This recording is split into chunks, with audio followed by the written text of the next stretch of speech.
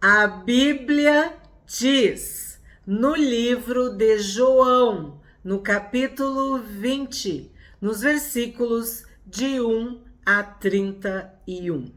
No primeiro dia da semana, de madrugada, quando ainda estava escuro, Maria Madalena foi ao túmulo e viu que a pedra da entrada tinha sido removida. Bom, o que a gente vê aqui que eu posso destacar que a gente já não falou nos outros capítulos de Marcos, de Mateus e de Lucas? O que acontece? No primeiro dia da semana, nós estamos falando do domingo, que para os cristãos é o dia do Senhor. Por quê? Porque quando tu pega os registros da igreja primitiva, dos pais da igreja, tu fica sabendo que este dia, o domingo, que é o primeiro dia da semana, ele era identificado como o dia do Senhor. Por quê? Porque o Senhor dos senhores, o Senhor Jesus, o nosso Salvador, o nosso Rei, o nosso Senhor, ressuscitou no domingo. Então, a maioria dos cristãos considera o domingo como o dia do Senhor. E era assim que os primeiros cristãos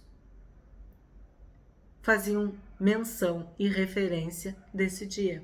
O dia das coletas, o dia do culto público, o dia dos dízimos, das ofertas, da ceia, enfim, da vida da igreja, das disciplinas espirituais eram no domingo. Porque tu tem que entender o contexto inicial.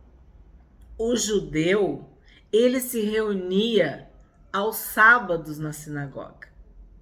E a igreja primitiva começa a partir da ressurreição. O Senhor venceu a morte. Ele morreu, mas ele ressuscitou. E a vitória dele sobre a morte é que nos torna cristãos. Porque se ele tivesse morrido, quantos morreram? Quantos foram martirizados? Entende?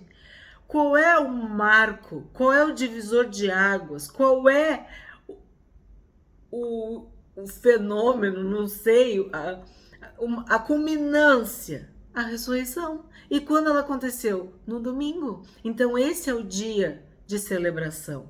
Esse é o dia de culto, de louvor, de adoração a Deus. Essa é a nossa alegria. E sim, por séculos e séculos a igreja se reunia no domingo pela manhã.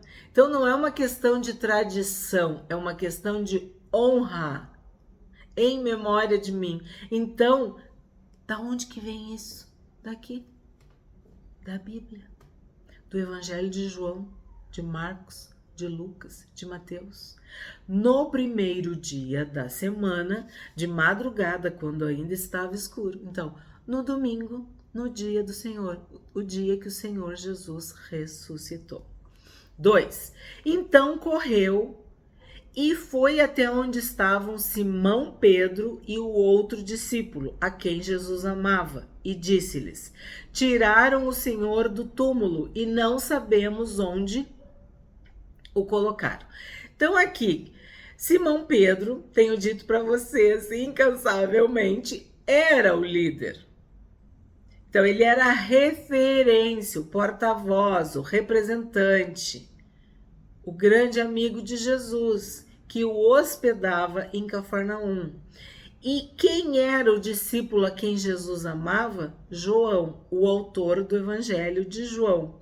E também o autor de Apocalipse. E também o autor de 1ª, 2ª e 3ª João. É o mesmo João, tá? Esse é o João, que era discípulo, que era apóstolo, que também era identificado como aquele a quem Jesus amava, ou quem Jesus amava, ou o discípulo a quem Jesus amava.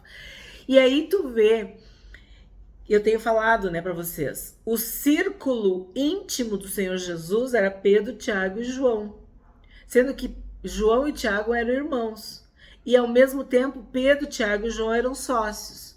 Então isso mostra para nós que havia uma amizade, uma intimidade, uma proximidade, uma fraternidade. E quando se convertem de verdade, juntos. E se é para viver, para proclamar, para anunciar o evangelho, o cristianismo, eles também estão juntos. E são reputados, conhecidos como colunas da igreja. E aí, quem viu primeiro? Quem chegou primeiro? Pedro e João. Então tu imagina a experiência, né? 3. Com isso, Pedro e o outro discípulo saíram e foram até o túmulo. Aí tu vê que João não diz Pedro e eu. Não, ele não fala dessa forma. A humildade, né? Ou como ele era conhecido. 4. Ambos corriam juntos, mas o outro discípulo correu mais depressa do que Pedro e chegou primeiro ao túmulo. Aí o que eu tenho que falar para vocês? Que João era mais jovem, era mais novo do que Pedro. Então eles correram juntos. A alegria, a ansiedade, a expectativa. Meu Deus, a gente só imagina, né? A gente só imagina. Só que o que acontece? Ele chegou primeiro. Ele, vamos dizer assim, ele ultrapassou Pedro. 5. E abaixando-se, viu os lençóis de linho, mas não entrou. Então ele chegou primeiro, ele ultrapassou Pedro, mas ele respeitou. Tipo uma hierarquia, né? Deixou Pedro entrar. Ele se abaixou e viu os lençóis de linho, mas não entrou. 6. Simão Pedro, seguindo, chegou e entrou no túmulo. Ele também viu os lençóis e o lenço que tinha estado sobre a cabeça de Jesus e que não estava com os lençóis, mas enrolado num lugar à parte. Então, o outro discípulo que havia chegado primeiro ao túmulo também entrou. Ele viu e creu. Então, ele está dando testemunho, mas de uma forma tão humilde, tão discreta. Pois ainda não tinham compreendido a Escritura, que era necessário que ele ressuscitasse dentre os mortos. E os discípulos voltaram outra vez para casa. Então, aqui ele fala sobre a Escritura. Sabe que especificamente a citação é do Salmo 16, verso 10, Davi, que fala: tu não permitirás que o teu justo ou o teu santo, dependendo da tradução, experimente a corrupção, que o teu justo jaza, fique na morte. Tu consegue entender como que um texto, há séculos e séculos antes, consegue falar de algo inédito, incrível, inacreditável, entre aspas, impossível, sobrenatural? Tu não vai deixar o meu corpo na morte. Tu não vai deixar o meu corpo se consumir, ser corrompido, entende? Pela morte. Isso estava reservado para o Messias, que nós chamamos de ressurreição. Ele reviveu. E isso estava na Bíblia. Eles conheciam, mas não ligavam. Mas o nome e a pessoa, eles não estavam identificando. Por quê? Porque tu precisa do Espírito Santo. O Espírito Santo vos ensinará todas as coisas. Tu precisa da revelação. Tu precisa que os teus olhos sejam abertos. Olha Paulo, a conversão de Paulo. Ele ficou cego 3 dias e as escamas caíram dos seus olhos. Nós precisamos de revelação, nós precisamos de unção, nós precisamos ter os olhos abertos, os ouvidos abertos, o espírito preparado. E eles estavam anestesiados, estavam entorpecidos, estavam sonolentos, eles não estavam entendendo. E é isso que eu interpreto, pois ainda não tinham compreendido a Escritura, que era necessário que ele quem? O Messias, o ungido, Jesus, ressuscitasse dentre os mortos. E aí os discípulos voltaram outra vez para casa. Aí é interessante, a gente pensa assim, ó, qual casa? Cafarnaum? Tinha uma casa em Jerusalém? Era a casa de quem? Onde eles estavam? Se foi para a casa de Pedro, Cafarnaum, né? Pode ser, mas se Jesus tinha ressuscitado, a gente não sabe, só diz isso. E os discípulos voltaram outra vez para casa. Se tu sabe, me diz. 11. Maria, no entanto, permanecia junto à entrada do túmulo, chorando. Enquanto chorava, abaixou-se, olhou para dentro do túmulo e viu 2 anjos vestidos de branco, sentados onde o corpo de Jesus tinha sido colocado, um à cabeceira e outro aos pés. Então eles quem? Os anjos perguntaram: mulher, por que está chorando? Ela respondeu: porque levaram o meu Senhor e não sei onde o puseram. Depois de dizer isso, ela se virou para trás e viu Jesus em pé, mas não reconheceu que era Jesus. Jesus lhe perguntou: mulher, por que você está chorando? A quem você procura? Eu acho tão lindo isso, porque nós, mulheres, choramos, somos emocionalmente mais instáveis do que os homens, somos mais sensíveis, mais suscetíveis às lágrimas, ao choro. E olha quantas vezes, mulher, por que tu chora? Por que tu tá chorando? O que tá acontecendo?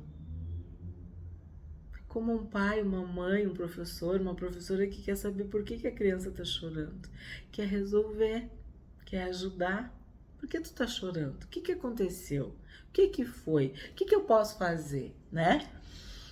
Me chama muita atenção os anjos e o Senhor Jesus. Ela, supondo que ele fosse o jardineiro, respondeu: se o Senhor o tirou daqui, diga-me onde o colocou e eu o levarei.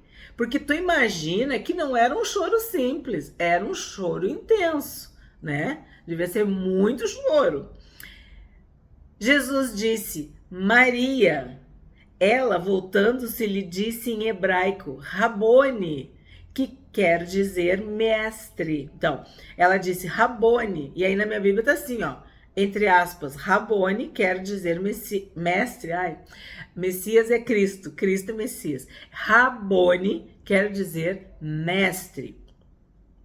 Jesus continuou: não me detenha, porque ainda não subi para meu Pai, mas vá até os meus irmãos, olha só,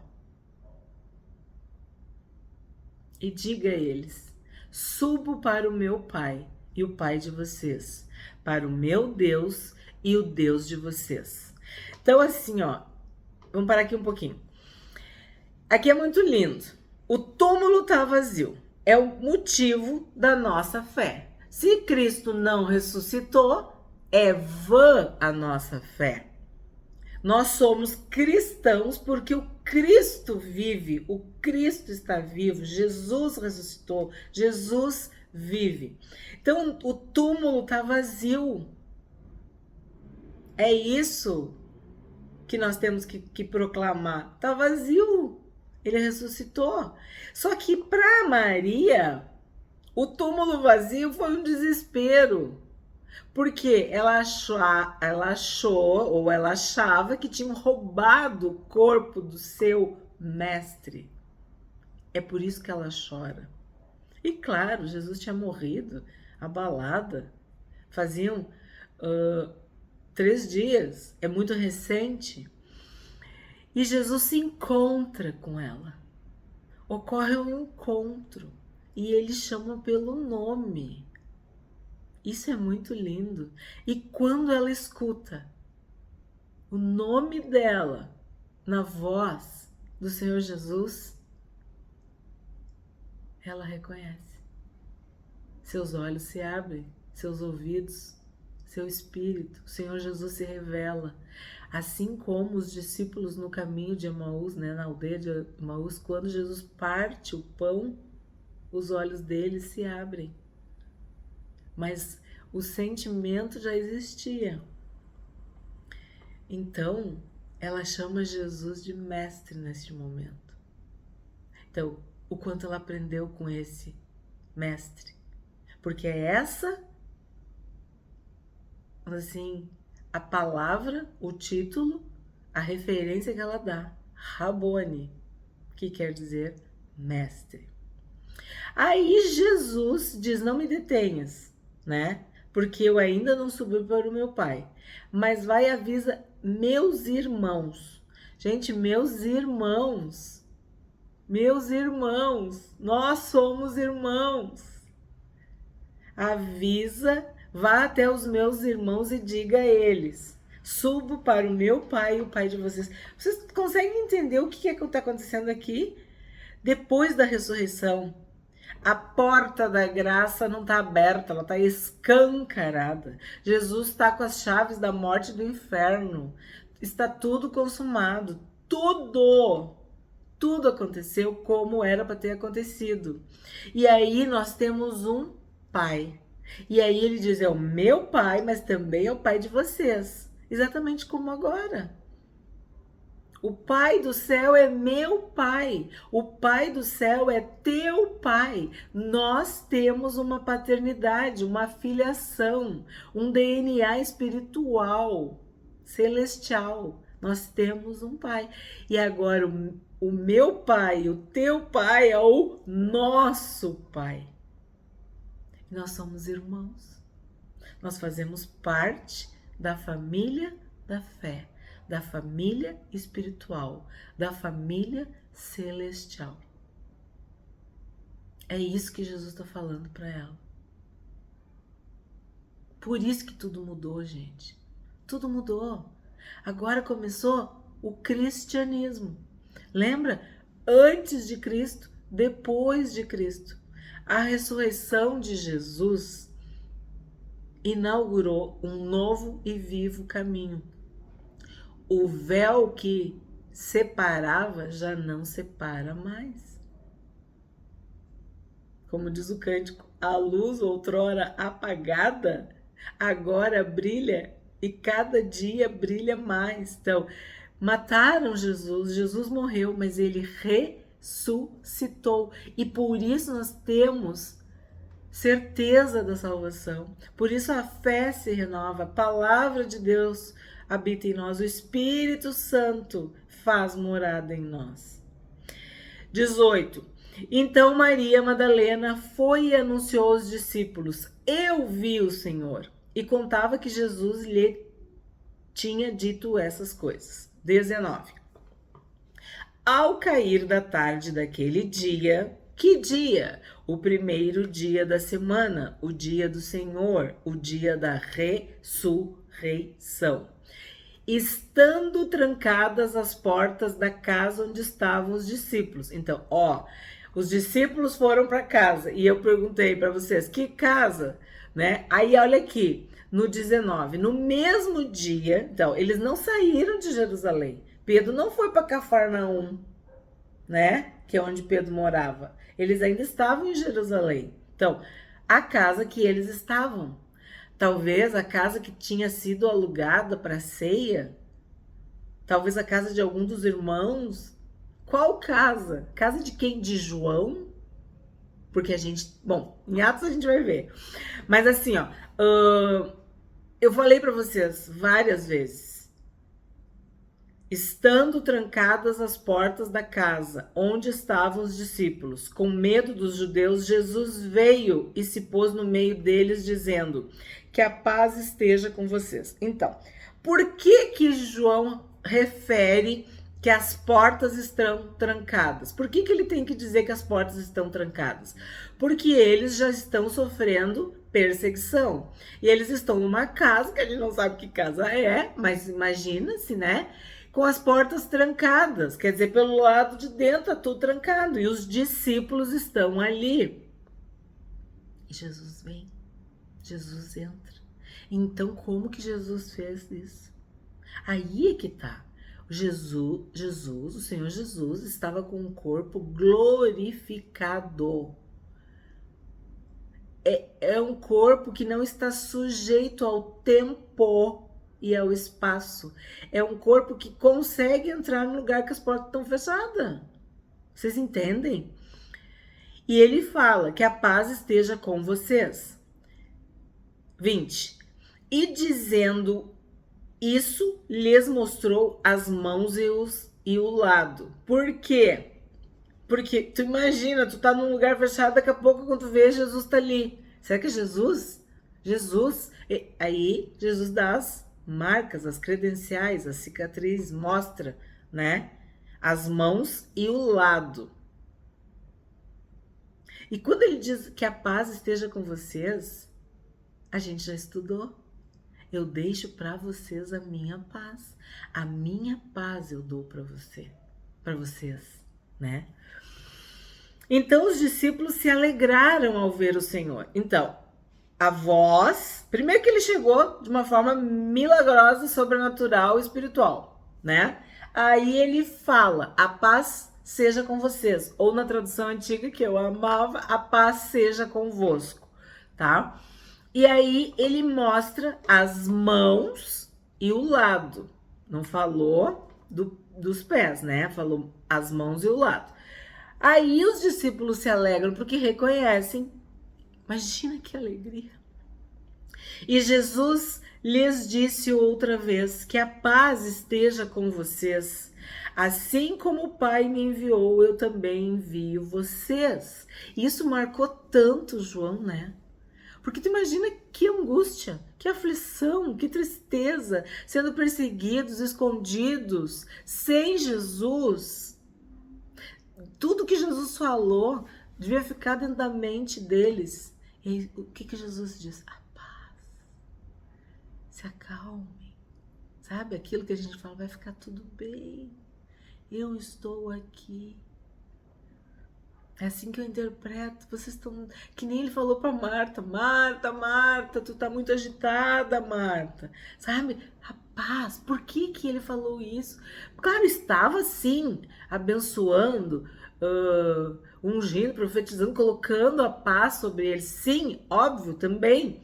Mas ele estava querendo que eles ficassem bem. Como a gente diz, calma. Não fica nervosa, não sei o que. A gente faz para acalmar a pessoa, baixa o tom de voz, chega mais próximo. A gente usa estratégias para acalmar. E eu imagino que agito, que nervosismo por dentro e por fora, né? Que os discípulos estavam experimentando. E aí ele fala sobre isso, né? O Pai me enviou e eu também envio vocês. Tipo, eu fiz o que o Pai queria, vocês também vão fazer.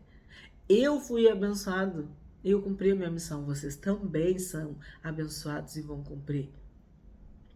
22. E havendo dito isso, soprou sobre eles e disse-lhes: recebam o Espírito Santo. Aí tu pensa, tudo que a gente já estudou, o Espírito Santo, o Espírito da verdade, o Espírito que convence o mundo do pecado, da justiça e do juízo, o Espírito que vai fazer vocês lembrar de tudo, o Espírito que ensinará vocês todas as coisas, o Espírito que é consolador, ajudador, fortalecedor. Então, recebam o Espírito Santo. Agora vocês não são mais órfãos. Vocês receberam o Espírito de Deus, o Espírito Santo, a filiação eterna.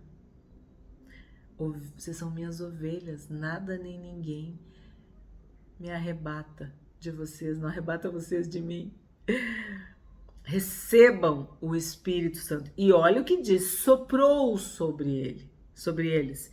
E sim, uma das palavras para o Espírito Santo é pneuma, que é uma palavra que dá origem ao pneu. Palavra pneu, pneumático, pneumonia, tudo isso tem a ver com encher de ar, soprar, fôlego, que é o que o Espírito Santo é para nós. Ele é um fôlego de vida. Ele é o sopro do Criador, o sopro eterno, que enche nosso corpo, alma e espírito de vida. Então o Espírito Santo, Jesus soprou o Espírito Santo sobre os discípulos. E agora vem uma questão muito importante para nós. 23. Se de alguns vocês perdoarem os pecados, são-lhes perdoados. Mas se os retiverem, são retidos. Daí tu pensa, por que que o Senhor Jesus falou sobre isso?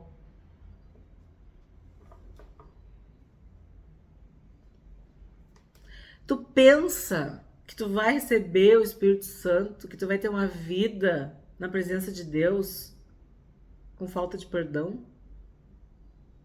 com ressentimento, com rancor, com mágoa, tendo algo contra alguém, sendo tu de Deus, tu é cristão. Olha o que Jesus passou. E ele disse, Pai, perdoa-lhes, porque eles não sabem o que eles fazem.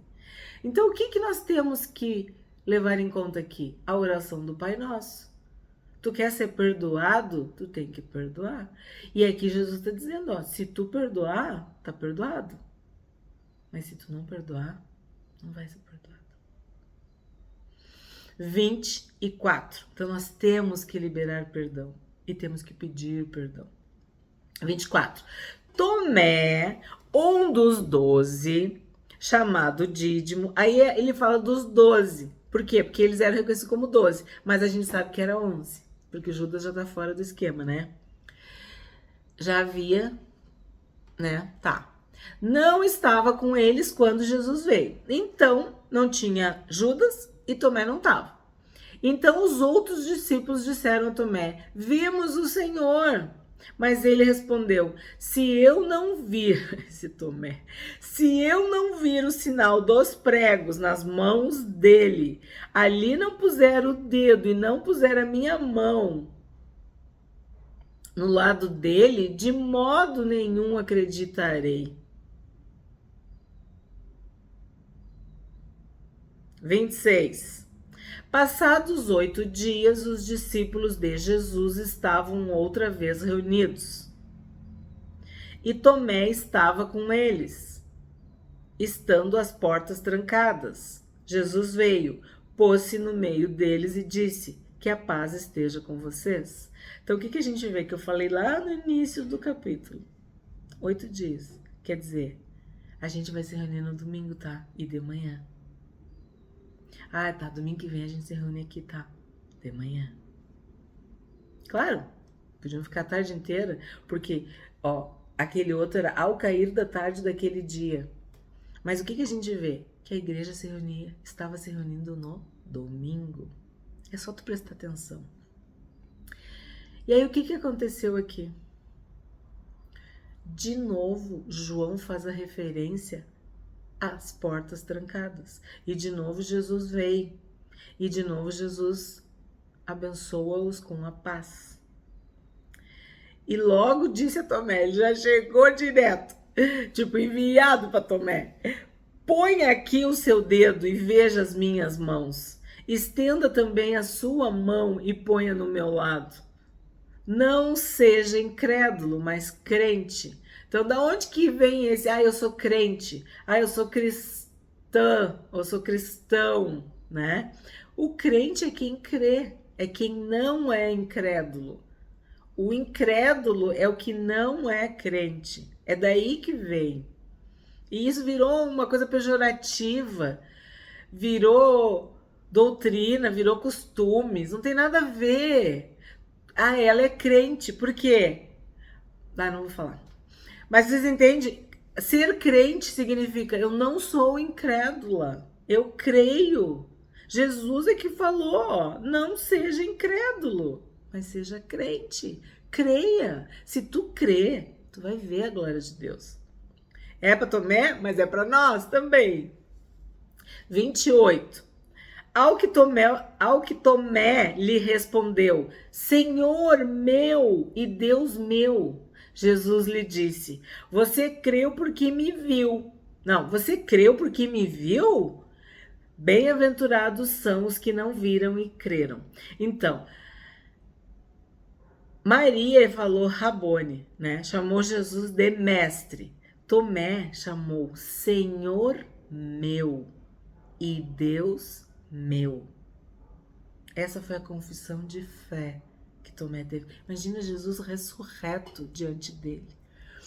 E aí no 29, Jesus está dizendo, ó, que bem-aventurados são os que não viram e creram. De quem que Jesus está falando? Está falando de ti, está falando de mim, está falando de nós, está falando de todos os gentios, todas as pessoas, todas as gentes, tribos, nações, povos, línguas, todos que se converteram, todos que creram e todos que ainda vão crer e ainda vão se converter, porque não viram Jesus. Nós somos felizes, bem-aventurados são os que não viram e creram. Nós não vimos, mas nós cremos. Nós temos a palavra de Deus e a gente crê. 30. Na verdade, Jesus fez diante dos seus discípulos muitos outros sinais que não estão escritos nesse livro. Então, isso é muito importante para nós. A Bíblia não esgota, os evangelhos não esgotam tudo que o Senhor Jesus fez. É, como a gente diz, é um recorte, é um resumo, são pormenores, são detalhes, são evidências, referências. Mas a Bíblia diz, ó, muitos outros sinais Jesus fez, mas não está escrito. E no final, no último versículo, diz que não ia caber a quantidade de livros, ó. Nem no mundo inteiro caberiam os livros que seriam escritos se tudo que Jesus fez fosse registrado. Mas pela fé nós acreditamos, pela fé nós cremos. 31. Estes, porém, foram registrados para que vocês creiam que Jesus é o Cristo, o Filho de Deus, e para que, crendo, tenham vida em seu nome. O primeiro vídeo sobre João, sobre o Evangelho de João, eu falo exatamente isso, né? Que o objetivo deste evangelho, que era o evangelho espiritual, era falar que Jesus era o Filho de Deus, que ele era o Salvador, que quem cresce no Filho de Deus teria a vida eterna. Então, Jesus é o Cristo, o Messias, o ungido prometido. Jesus é o Filho de Deus, o Salvador. E nós temos fé no nome de Jesus. E por isso nós somos salvos. Nós temos a vida eterna. Nós cremos no unigênito Filho de Deus. E o nome de Jesus está sobre as nossas vidas.